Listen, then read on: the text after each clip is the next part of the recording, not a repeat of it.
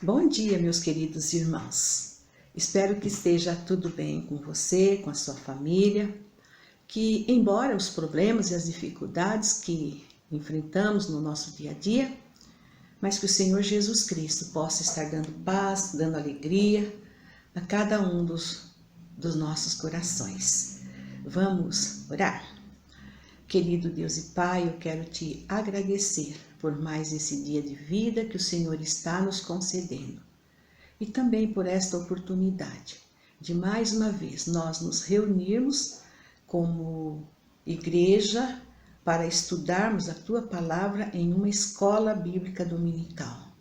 Senhor, obrigada, porque isso é um grande privilégio, quando nós podemos nos reunir para louvar e exaltar o Teu nome, para aprender de Jesus Cristo, que é manso e humilde de coração. Que o Senhor esteja com as nossas vidas, para que tudo que nós falarmos aqui seja para honrar o Teu nome. Que o Senhor prepare os nossos corações, os nossos ouvidos, para que possamos ouvir ao Teu Santo Espírito, falando aos nossos corações. Obrigada por mais essa oportunidade. Embora distantes, mas estamos juntos em espírito e em verdade. E é em nome de Jesus Cristo, Teu Filho, que nós oramos. Amém. Vocês já me conhecem, eu sou a Tereza Braz, eu pertenço como membro da Igreja Batista em Brás Cubas e eu sirvo a Deus, ministrando a Sua Palavra na Escola Bíblica Dominical. E nós estamos estudando o Evangelho de Mateus. Hoje nós vamos continuar estudando dos versículos de 25 em diante. Talvez nós vamos conseguir entrar também no capítulo 7. E então nós vamos apenas recordar rapidamente aquilo que nós vimos no domingo passado, para nós não ficarmos assim perdidos. O que é que nós estamos falando? Talvez você hoje vai nos ouvir pela primeira vez. Então, estamos estudando o Evangelho de Mateus.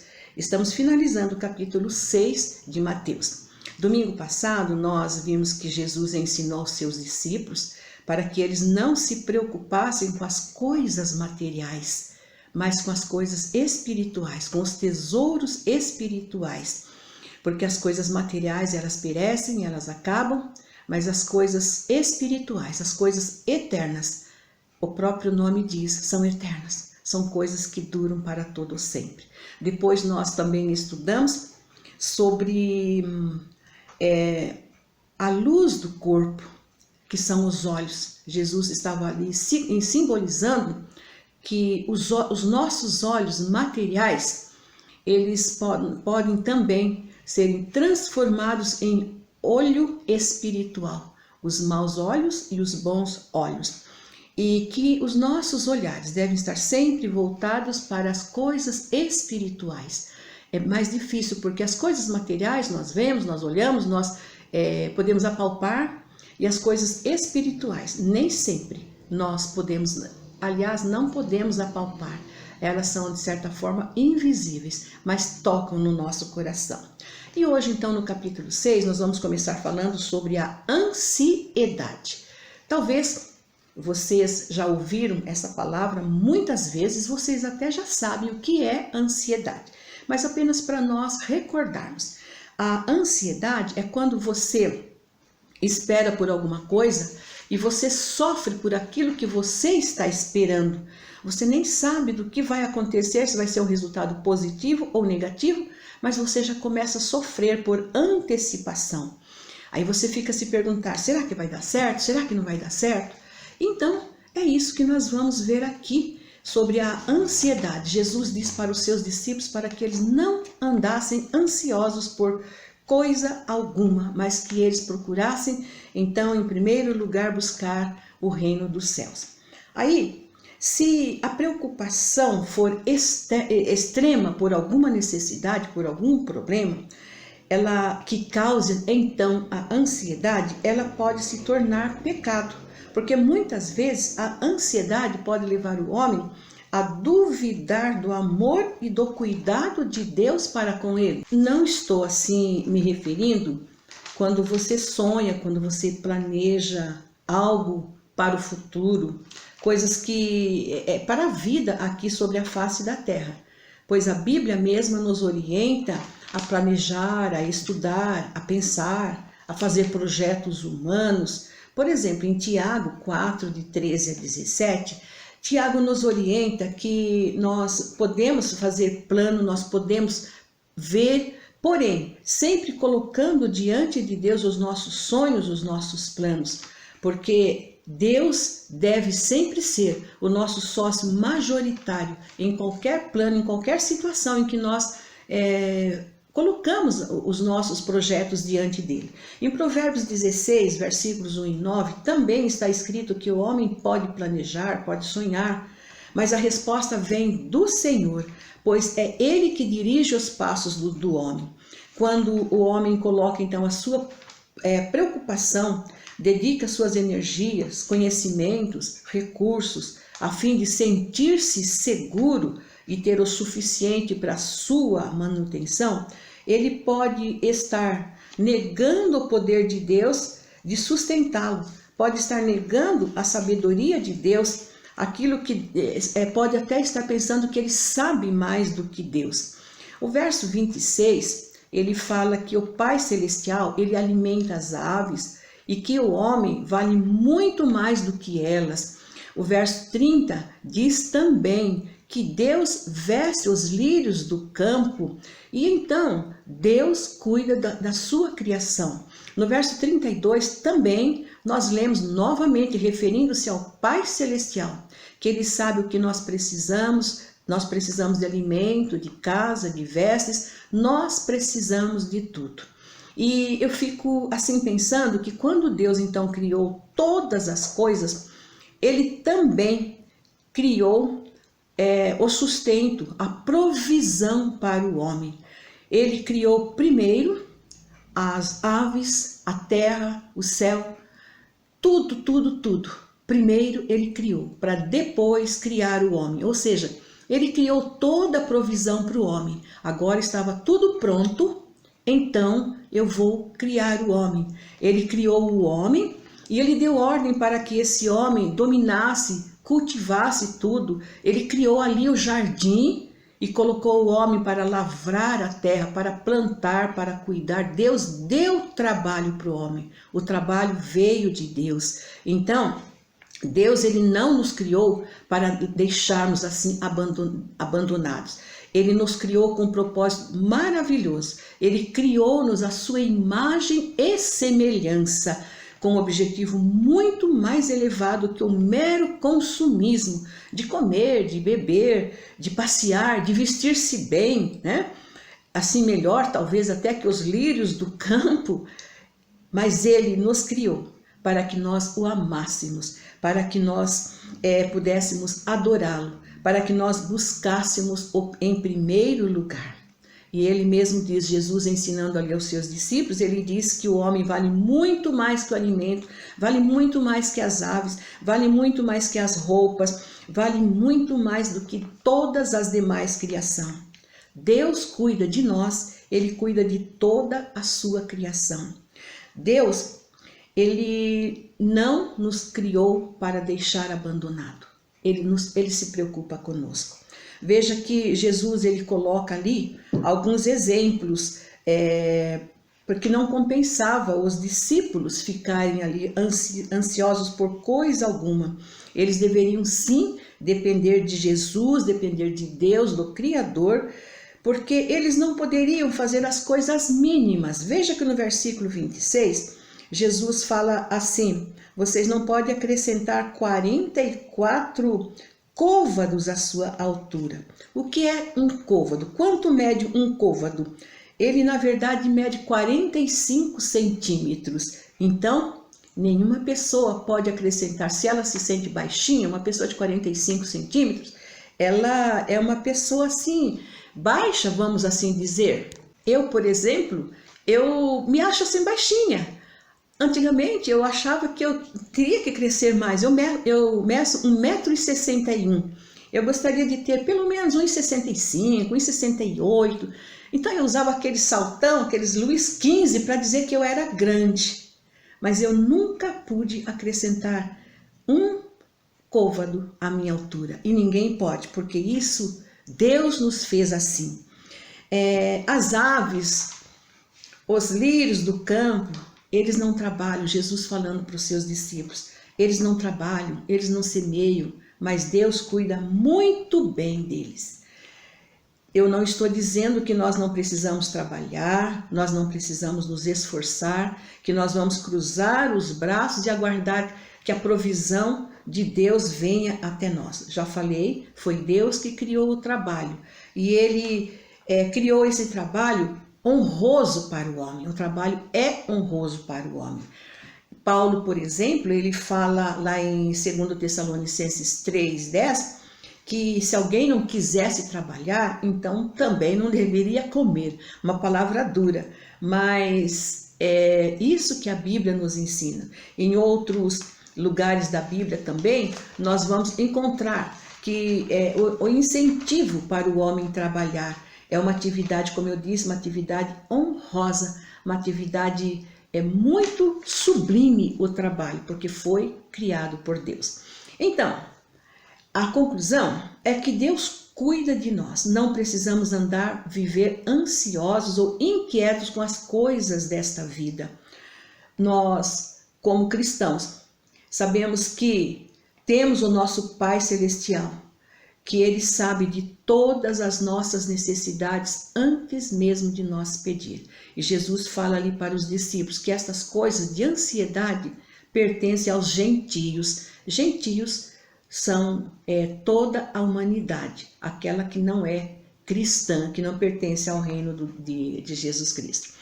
Depois nós vamos ver em Mateus 6,33, que Jesus escreve ali para os seus discípulos: buscai em primeiro lugar o reino de Deus e a sua justiça, e todas as demais coisas vos serão acrescentadas. É um versículo bastante conhecido, que nós sempre usamos, nós decoramos e nós sempre falamos. Jesus, então, ele finaliza este assunto sobre a ansiedade, instruindo aos discípulos para que eles buscassem o reino de Deus, o reino dos céus, a soberania de Deus, os interesses de Deus, colocando tudo em primeiro lugar na vida deles, na presença do Rei, fazendo aquilo que era justo, aquilo que é reto. Buscar em primeiro lugar o reino de Deus e toda a sua justiça. Nós já vimos que a justiça é nós fazermos as coisas retas, as coisas certas. E assim, sabendo que o Espírito Santo, ele nos ajuda, ele nos capacita a nós permanecermos diante do Rei, obedecendo os seus mandamentos. É uma ordem de Jesus. Buscar o reino e a sua justiça também é uma ação. Não é algo que você vai buscar hoje e acabou. É uma ordem de Jesus para vivermos diariamente, buscando o seu reino e buscando a sua justiça. É sempre estar ocupados com as coisas do reino de Deus. E Jesus finaliza dizendo para os seus discípulos para que eles não se preocupassem com o futuro. O dia de amanhã é um programa, é uma providência que Deus já preparou todo o material para toda a humanidade. Nada vai faltar. Tanto os bens espirituais, como nós já vimos, os tesouros espirituais, como também os tesouros materiais. Tudo já está pronto, tudo já foi previsto por Deus. Assim, o nosso tesouro mais valioso é Jesus. E quando nós o buscamos em primeiro lugar, nós podemos ter esta certeza que nada vai faltar. Até mesmo as lutas, as provações, as dificuldades. Nós vamos ver nos versículos, nos capítulos seguintes, que Jesus vai falar isso aos seus discípulos. Vocês terão lutas, vocês terão dificuldades, mas perseverem firmes até o fim. Agora nós vamos entrar então no capítulo 7. Nós vamos ver a princípio do versículo 1 até o versículo 6. E Jesus agora, ele começa nesse capítulo 7 dizendo aos seus discípulos, instruindo aos seus discípulos, para que eles não julgassem, para que eles não fossem julgados. Não julgueis para não serdes julgados. O que Jesus queria ensinar aos seus discípulos nesses 6 primeiros versículos do capítulo 7? Nós vamos ver, vamos começar pensando sobre esse julgar. Não julgueis, que está escrito aqui na palavra de Deus e também em outros textos da palavra de Deus. E Jesus continua, ele fala: por que reparas as falhas dos outros se você não vê as suas próprias falhas? A tendência da humanidade, do ser humano, é sempre apontar o erro dos outros, é sempre julgá-los por aquilo que ele fala, por uma posição social, por um cargo muitas vezes que ele ocupa. O ser humano sempre julga pela aparência e nenhum de nós pode julgar o outro segundo os retos juízos de Deus.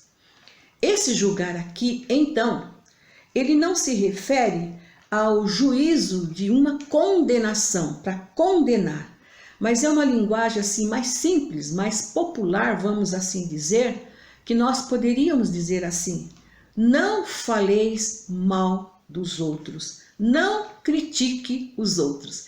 É difícil você não falar mal dos outros ou criticar aos outros. Eu acredito que todos nós já falamos mal de alguém, já criticamos alguém. Talvez uma crítica positiva ou uma crítica destrutiva, uma crítica negativa, não sei.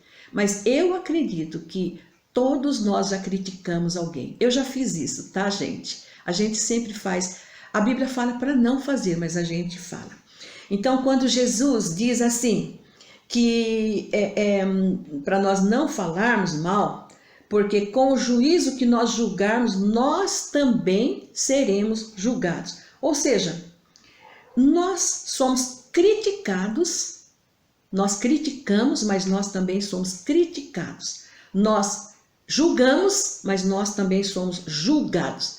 Porém, diante de Deus não escapa ninguém. Todos iremos comparecer diante do tribunal de Cristo. E aí, todos nós seremos julgados com os retos juízos de Deus. Primeiro, Jesus fala ali que é preciso você tirar a trave do teu olho, para depois você preocupar-se com o argueiro que está no olho do teu irmão. O que seria essa trave? Para o judeu, para a gente entender um pouquinho melhor, trave, eu creio que vocês já viram, já perceberam quando está se construindo uma casa, construindo um edifício, que normalmente a construtora, os pedreiros, eles colocam para pôr a laje, eles colocam aquelas madeiras, eles colocam suporte para segurar a madeira e depois por cima que eles vão bater a laje, né, numa linguagem de construção, eles vão bater a laje, vão assentar a laje. Hoje já é bem mais prático, bem mais fácil, mas de um jeito ou do outro sempre tem que ter aquele suporte ali para aguentar, para sustentar aquela laje que vai ser colocada ali. Então a trave, ele é um objeto muito grande, muito resistente. Então você está com uma trave no teu olho, mas você se preocupa em tirar o argueiro, ou seja, argueiro é uma coisa insignificante, uma coisa pequenininha, que você nem consegue ver uma partícula. E aí então a gente se preocupa muitas vezes com o argueiro do outro, com o erro do outro, e esquece de olhar para o nosso próprio erro. Eu sempre digo que quando você faz assim, né, você está conseguindo apontar para outra pessoa. Mas se você fizer assim para virar para você, o seu braço vai ficar mais difícil para você virar para você. Então apontar o seu erro é mais difícil muitas vezes, porque o seu braço vai ter que virar, do que você fazer assim e apontar então o erro do seu próximo. Era isso que Jesus queria ensinar aos seus discípulos. Em Tiago, nós lemos, quando Tiago escreve ali para os discípulos, ele diz assim, que se vocês estiverem reunidos e entrar um homem rico com um anel de ouro no dedo, com roupas chiques, roupas esplêndidas, e entrar também um homem pobre com trajes humildes, talvez até rasgado, roto, bem ruinzinho aquele traje, sujo, talvez mal cheiroso, os discípulos deveriam tratá-lo igualmente, porque Deus escolheu tanto o pobre quanto o rico para fazerem ricos na fé e serem herdeiros do reino do céu. Talvez é um assunto até banal, uma situação até banal que nós estamos colocando aqui, mas foi isso que Jesus quis ensinar aos seus discípulos, que eles deveriam então, ali dentro da área da comunidade, na sinagoga, eles deveriam então não fazer discriminação, mas tratar cada pessoa de uma maneira digna uma maneira digna e justa. Por isso que Jesus lá atrás, ele falou dos tesouros. Naquela época, muitos cristãos, muitos dos judeus, eles tinham posses e eles se arrumavam para ir para a sinagoga. Mas tinha também os pobres. A Bíblia diz que os pobres sempre existirão. Então tinha os pobres e os pobres iam humildes. Então Jesus fala para os discípulos: olha, vocês que têm tesouros, vocês que são ricos, não abandonem, não discrimine os pobres, acolham a todos, porque todos eles, é Deus que os chamou para serem ricos no reino do céu.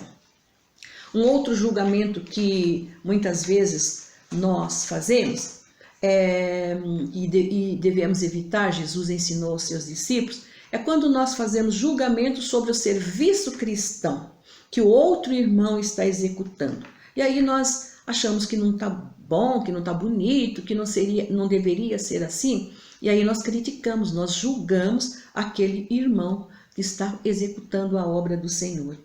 Às vezes aquele irmão, ele está se esforçando, dando o máximo que ele tem, que ele pode, ali pela causa do rei, e nós outros, muitas vezes falamos mal dele, nós julgamos o serviço que ele está fazendo. Mas é claro que também os discípulos deveriam estar atentos em determinadas causas, em determinadas situações para fazer o julgamento. Porque talvez o julgamento dos discípulos poderia ser legítimo. E até hoje para a igreja também tem julgamento que nós precisamos fazer, julgar e tratar da situação. Por exemplo, a conduta de um irmão que ele está em pecado. Não é um julgamento assim, que nós estamos falando mal da pessoa, mas ela está em pecado. Então, precisamos discipliná-la, tratar com amor e com carinho, com os ensinamentos da palavra de Deus. Um outro julgamento que Jesus orienta aos seus discípulos também é com relação a doutrinas falsas. E, às vezes, um pregador ou um professor da escola dominical, eu estou falando aqui, mas vocês leiam lá em Mateus 7, leiam o Evangelho de Mateus, para vocês confirmarem e verificarem se tudo que eu estou falando, nós estamos compartilhando aqui, está dentro da palavra de Deus. É importante nós verificarmos estas coisas. Há muito tempo atrás, eu comecei a fazer isso e ainda faço, e eu fico verificando o que é realmente da palavra de Deus, o que é a doutrina de Deus, o que Deus ensinou para mim, dentro daquela pregação, daquela exposição que eu ouvi. E aí, então, eu vou tirando as minhas conclusões. E aí, então, a própria Bíblia nos ensina a examinar os espíritos, a examinar estas coisas. Por exemplo, em João 4, versículo 1, quando João escreveu sobre os falsos profetas, ele orientou a igreja ali a examinar, a provar os espíritos, se aqueles espíritos, aqueles profetas estavam falando as coisas concernentes à palavra de Deus. Eles deveriam fazer este exame. E nós também, hoje, podemos fazer estes exames. Depois nós vemos em Mateus 7,6, que Jesus diz assim: não deis aos cães o que é santo. Na lei de Moisés, os cães, os porcos, eles eram animais considerados imundos e sujos.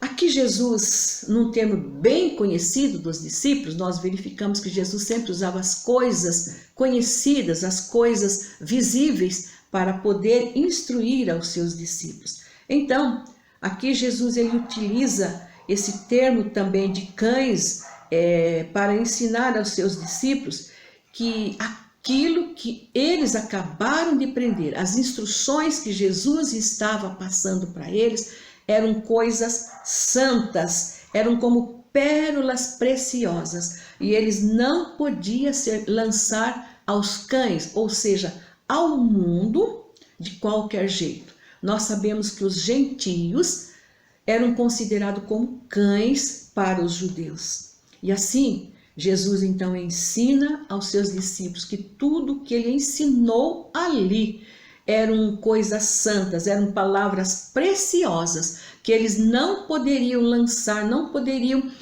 dar aos cães, dar aos gentios as coisas santas. E nós vemos também lá em Mateus 13, 45 e 46, que Jesus conta aos discípulos sobre a parábola da pérola. Ele diz ali que o reino dos céus é semelhante a um negociante que busca pérolas preciosas. E quando ele encontra essa pérola de grande valor, ele vai, ele vende tudo o que possui para comprar essa pérola. Primeiramente, aqui Jesus está ensinando que ele é a própria pérola preciosa, de grande valor, de muito valor. E depois que a palavra de Deus é uma pérola preciosa também, que não pode ser lançada àqueles que definitivamente rejeitam a Jesus. As pessoas que tratam a palavra de Deus com desprezo, que tratam a palavra de Deus com ignorância, que não dão valor à palavra de Deus. A estas pessoas, os discípulos, eles não deveriam lançar as pérolas. Essas pessoas são consideradas como imundas. É uma palavra dura, mas é a palavra de Deus que nos ensina. E lá em Apocalipse 22, 15, Jesus escreve: ficarão de fora os cães e todo aquele que pratica a mentira. E ali João continua escrevendo algumas pessoas que ficarão de fora do reino dos céus. Nesse texto em que nós falamos, os cães, como eu disse, eles se referem aos gentios, ou então aos judaizantes impuros, aos prostitutos, às pessoas de má conduta. Paulo também, em Filipenses 3:2, ele orienta a igreja de Filipos para que a igreja se acautelasse dos cães, pessoas de má índole, e que pessoas que adulteram a palavra de Deus, que rejeitam as pérolas da palavra de Deus. Jesus, ele nos ensinando aqui nesse versículo para os discípulos, para não dar as coisas santas aos cães, ou seja, não oferecer o que é santo, o que é sagrado. E depois ele fala também: não lanceis aos porcos as vossas pérolas. Lançar e distribuir aos porcos as pérolas seria então inconveniente para os discípulos. Parece que há uma contradição aqui com aquilo que Jesus disse lá em Mateus 28, 19. Ide fazei discípulos, em Marcos 16, 15 e 16. Ide por todo o mundo e pregai o evangelho a toda criatura. E agora? Há uma contradição não dar as coisas santas aos cães e ir e pregar o evangelho a toda criatura? Não há contradição, né? Então, aqui em Mateus 28, 19, Jesus, ele dá uma ordem à igreja para que a igreja fosse e pregasse o evangelho. Aquele que crer e fosse batizado seria salvo. Mas aquele que não cresce seria condenado. Por quê? Porque ele não deu crédito, não deu valor às pérolas preciosas. Ele rejeitou as pérolas preciosas. Então, por si mesmo, ele já estava condenado. Porém, em Mateus 7, os discípulos, eles não podiam julgar só pela aparência.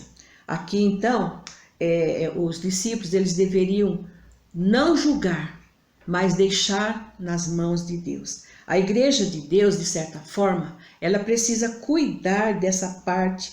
Nós não podemos permitir no seio da igreja qualquer distorção da palavra viva de Deus e pura, pois ela é santa, ela é uma pérola maravilhosa do Senhor Jesus Cristo, como nós falamos. Em Mateus 18, 28, 19, então, é a ordem de Jesus para ir e pregar. Aqui em Mateus 7, os discípulos eles não podiam julgar pela aparência, mas eles podiam examinar, eles podiam verificar aquilo que Deus estava falando, aquilo que Deus tinha preparado para eles. Aí, agora nós vamos então para Mateus 7, de 7 a 12, que Jesus vai ensinar aos discípulos sobre a eficácia da oração. Depois de todos esses ensinos de Jesus aos seus discípulos, eles precisavam, para realizar a obra, para permanecer dentro do reino de Deus, orar com insistência. Com as próprias forças e sabedoria deles, eles não poderiam realizar esta obra sobrenatural para a qual foram chamados. Então, Jesus ensina a eles para pedir o que eles precisassem. No verso 7 e 8, porque aquele que pede forças, pede entendimento, ele recebe.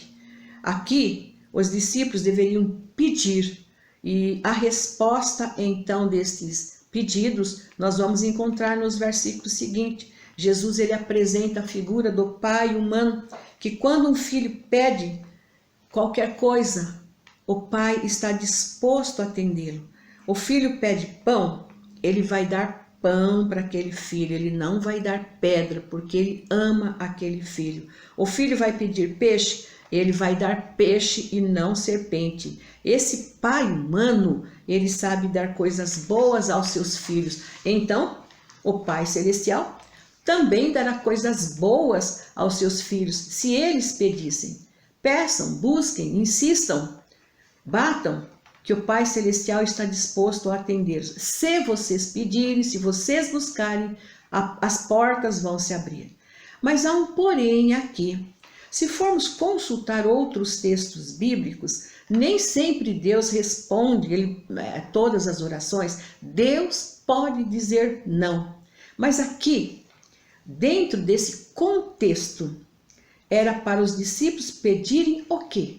Sabedoria e força para realizar a obra do Pai, a obra que Jesus veio implantar. Isso é uma coisa boa. E os discípulos, então, eles precisavam continuar pedindo, buscando e insistindo. Esse pedido estava de acordo com a vontade do Pai. Aí, o Pai que está nos céus, ele vai dar sempre coisas boas aos seus discípulos. Ele vai sempre atender aos seus discípulos. O verso 12, nós encontramos uma regra áurea, que é assim: não faça aos outros o que você não quer que faça para você. Nós recebemos do Pai Celestial a vida eterna, as coisas boas. Então nós devemos de compartilhar, de repartir as coisas boas para com o nosso próximo. Também, assim é uma forma de nós provarmos que nós somos súditos do reino dos céus e que seus filhos obedientes, somos filhos obedientes. Aqui percebemos que o cristianismo também é uma atitude de bondade positiva e se expressa também em ações positivas. E isso nós devemos fazer no nosso dia a dia, no nosso relacionamento com o Rei e também com o próximo. Nós vamos parar aqui e no próximo domingo nós continuaremos. Que Deus abençoe vocês e um bom domingo a todos.